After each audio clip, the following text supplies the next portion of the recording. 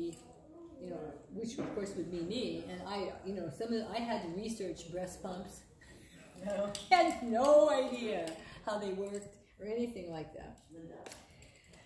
I awoke early the next morning, and this is another one from Diana. I awoke early the next morning, dozing off rather fitfully after Jacob's call. There was always something alluring about his growling voice and the blunt intent that reached out to me. I loved the intelligence and the swagger of the Walnut Boys. It was a huge change from Big Sur passion. Of course, each side disliked the other, but I was swirling in the middle, and now my daughter would be joining the fray. I figured a year at least for the first draft of Endless Love and revisions. Perhaps my subconscious was leading me more than usual by preparing my little red Mercedes compressor for travel and installing Lily Jade's carrier. I was waiting to break out of domesticity, truth be told.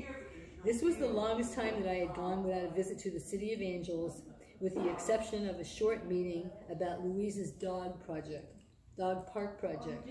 I began to think of the ideal place to hang out down there while drinking my second cup of tea with cinnamon and extra nutmeg. The house seemed so quiet, with Uma missing and Hawk as well.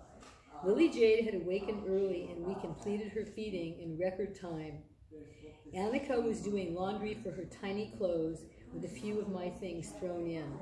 Meanwhile, she gurgled and squirmed on the bed while I performed my daily breast milk pumping. The noisy machine had become less invasive, with more good qualities than bad.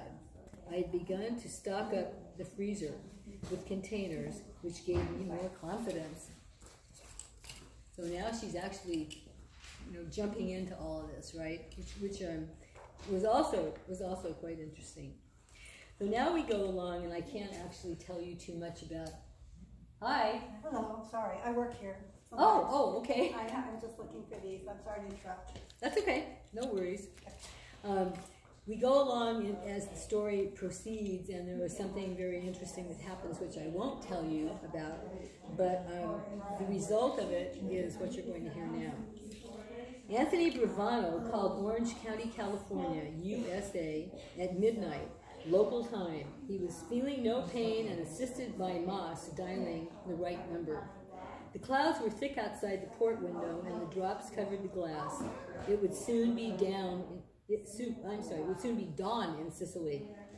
The Atlantic Ocean rumbled below, and when they were flying over Iceland, it was easy to see the waves tossing.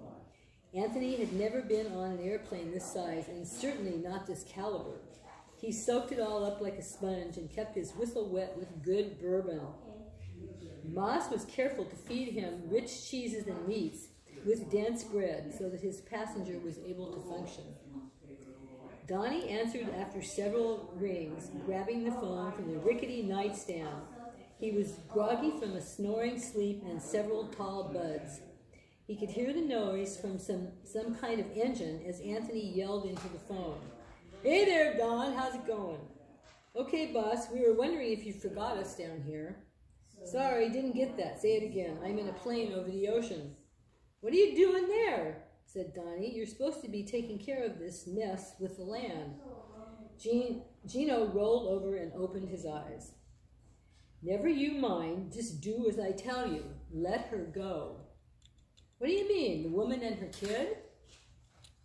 "Who else would we be discussing?" "Well now, don't be short with me, Anthony. We've been here sweating this thing out for 2 days. I said let her go. It's settled, okay? We're in a motel miles away. It's the middle of the night. Can we wait until morning? It's no biggie. Mooney is with her right now and the kid. Go as soon as it gets light. That is an order. You don't get paid if you screw this up. Understand?"